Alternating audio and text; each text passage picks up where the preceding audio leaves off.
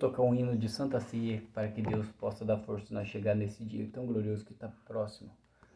Glória a Deus. Paz de Deus, Deus abençoe a todos que acompanham o nosso canal. Esse hino eu vou gravar com muito carinho a pedido de um grande amigo meu que mora na cidade de Piracicaba, irmão Ney. Eu dedico esse hino para você e toda a sua família. Deus abençoe, irmão Ney. Fica com Deus. Um grande abraço. Irmão Fábio e toda a sua família. Só Jesus Cristo, Santo e Cordeiro.